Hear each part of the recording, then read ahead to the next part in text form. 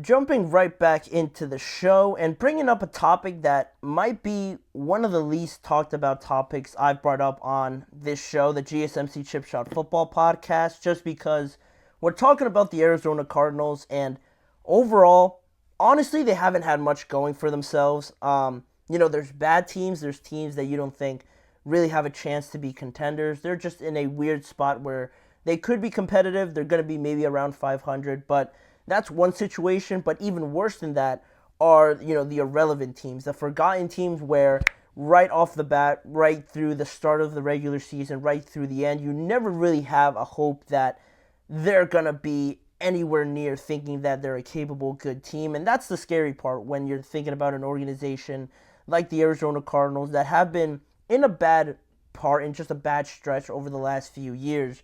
But it is weird because with Arizona, they have some solid players, especially now with bringing in Marvin Harrison Jr.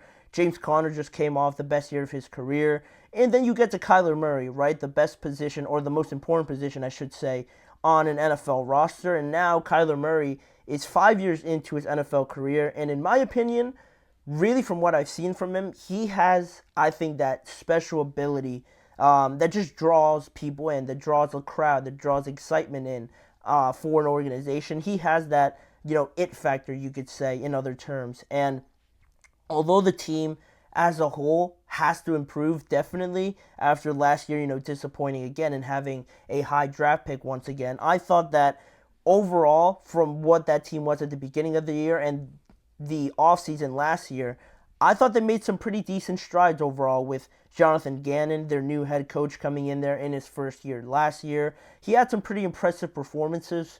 Just one that I remember against the Steelers, beating the Steelers in Pittsburgh. I'm pretty sure they beat the Dallas Cowboys as well. That was only in his first year, and dealing with all the, maybe not the best level of talent or just trying to figure everything out on the fly. I thought he did an okay job given all the circumstances and that. And now he did all of that without having, his starting quarterback because Kyler Murray tore his ACL and they didn't have him for the majority of the season up until the last, up until the last, 6 games or something like that. So that's a huge, already that's a huge liability not having the corner piece, the main thing that drives your whole offense not there. And you still put in some decent performances. I thought they did all right under Jonathan Gannon. And now it's significant too because they brought in a new offensive coordinator, Drew Petzing, and not having that offseason to integrate his offense with the actual starting quarterback, you don't really know what this offense honestly could really be. You have an idea based on what they showed, based on players stepping up like Trey McBride, and like I mentioned, James Conner. Those are promising signs, but there's always that next level you can reach because Kyler Murray wasn't there. And now there are reports coming out from Sports Illustrated and how this sort of partnership, this new relationship has been, working out so far for the Cardinals, for Drew Petzing, for Kyler Murray. And according to Sports Illustrated's Albert Breer, Kyler has already been impressing a lot of people within the organization, including Petzing and all of the, coaching staff and organizational members already. And Albert Breer even said that there's an excitement about Kyler Murray heading into 2024, going on also to say, whether perception matched reality or not, the noise around Murray before Gannon and his staff arrived here 18 months ago wasn't good, and there's a reason you haven't heard much of that since, and that's really the biggest thing with Kyler Murray, right? I don't think it's so much the talent ability or the talent aspect of it, his skill set or anything like that. Maybe you want to point out his height. He's not the biggest guy out there. That's just a fact. You can't change that. But the biggest thing I think really developing with Kyler Murray over the last few years has been just the negative aspect of it. His character being brought into question, his attitude, his ability as a leader. Is that something the Cardinals, can carry into the next 4 or 5 years because they did extend him to that 5-year, $230.5 million extension last offseason or a couple off seasons ago. It puts into question now, did the Cardinals make a mistake doing that? with the character questions, the leadership aspect of it not being the most positive around Kyler during that time.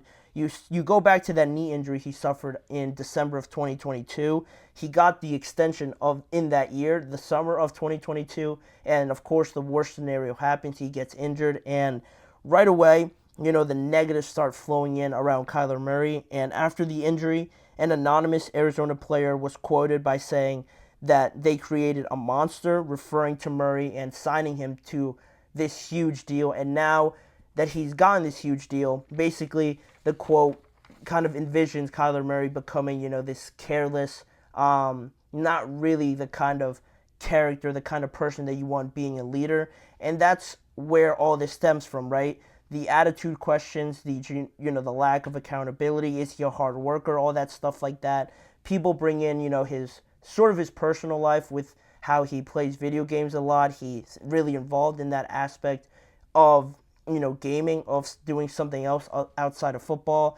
And people start to question, is his focus really on football, or is he just thinking about playing Call of Duty all day or something like that, where it's a little unfair, but that's what happens almost when a player gets injured, and he can't have the ability to go out there and prove that, hey, I'm still fully focused, I'm still a good player in the NFL. And to go off of those negative comments, the negative narrative that has, followed Kyler recently, there was that time before last season, it was reported that some head coaching candidates before Jonathan Gannon was eventually hired, that they didn't want this job because they'd be tied to the hip of Kyler Murray for the next 4 years.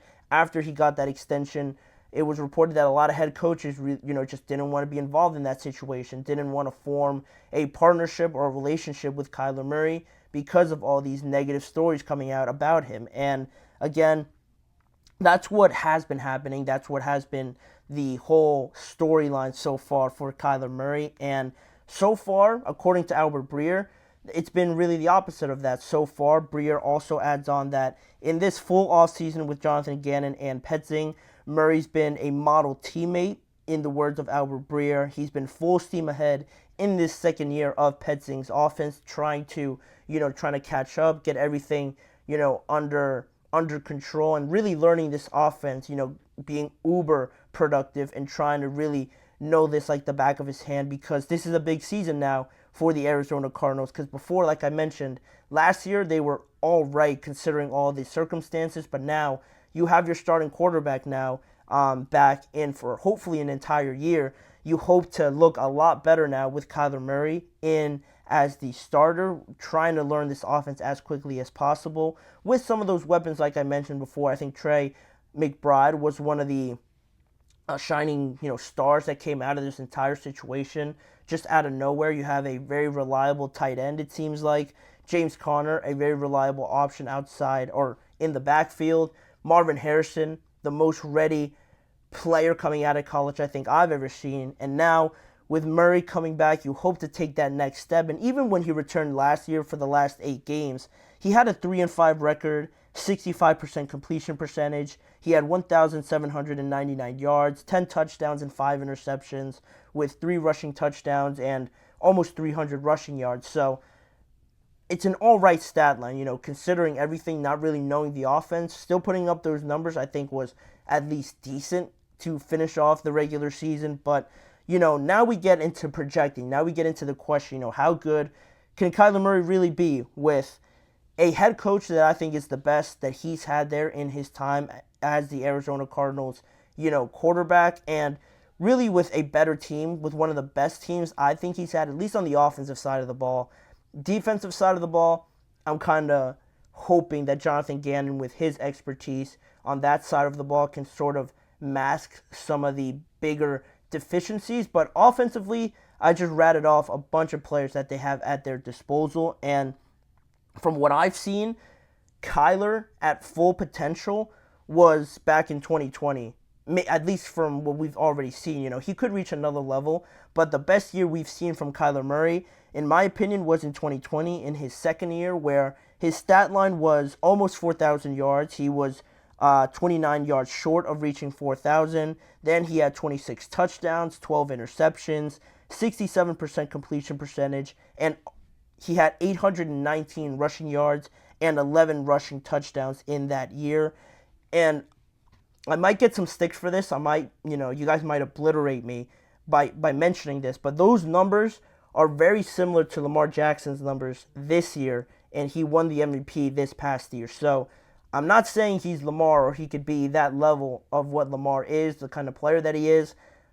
Obviously, he's won 2 MVPs already, so to compare Kyler Murray to him is insane. But the numbers, are there. You can read them. You can compare them to Lamar's numbers this year. Back in 2020, the best year that Kyler has had is the numbers that Lamar put up this past season, and he won the MVP. So in comparison to all the other numbers compared to other quarterbacks this year, the yards were top 10 in terms of, how many yards he passed for in 2020.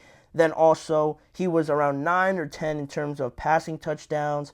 Rushing touchdowns, he would have been first or second in the NFL among quarterbacks, only behind or just barely in front of Lamar Jackson. So, yes, overall, painting the entire picture of who Kyler Murray is, I think the stats kind of show you the ability, and just watching it on TV as well, the eye test, you can see that he's an absolute nightmare to try and tackle. The arm talent is certainly there with his baseball background. I think he has the ability to maneuver his throw, angle his arm in different ways where he can make some pretty impressive throws. He's got a pretty strong arm as well. And now with the experience, you put that all together with the production that he has put up already in the NFL, it makes me think of Kyler, maybe he has an opportunity here now with, like I said, the best team he's had, the best head coach that he's had, to kind of get back to that level, and then trying to compare him to other quarterbacks and seeing where he fits in. To me, I think at full strength, fully healthy, with a better team, I think Kyler is right almost in that second tier of quarterbacks. At his absolute best, I think he can be right in there with the Justin Herberts, with the Trevor Lawrences, with the Baker Mayfields, Jalen Hurts perhaps. He's made a Super Bowl, so that one's a little bit debatable. Kirk Cousins even. I think at his absolute best, like I'm saying, hopefully he gets back to that. Maybe he even exceeds it this year. But I think he could be merged into that conversation with some of those guys. Definitely not the Josh Allens, the Patricks, obviously, the CJ Strouds, Jordan Love, Dak Prescott even. I don't think he's there yet. Maybe he could reach that level, but for right now, I think he's at his absolute best could be in that second group of guys where, they have all the talent in the world, but the production, team production hasn't really been there.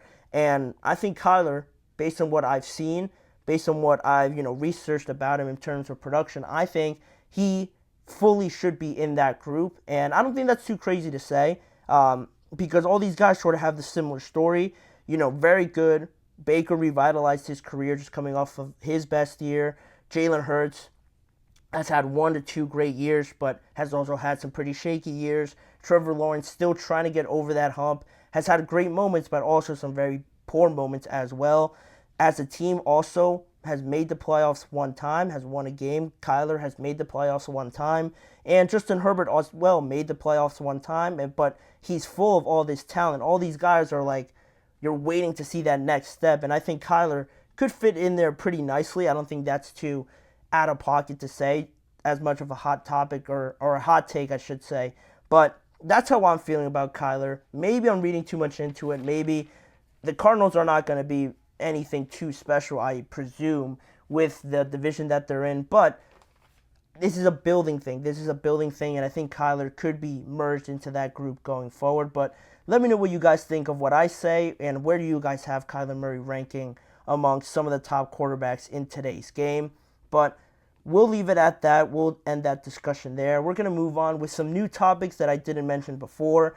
The Kansas City Chiefs appearing to backtrack on their unique kicking strategy that I thought they were going to be implementing, but it looks like they will not be going that route in 2024. And also some training camp news around the Philadelphia Eagles, some battles, some positional standings in terms of offensive line, how everything is sort of getting gelled together. We'll go over that when we come back right after this break.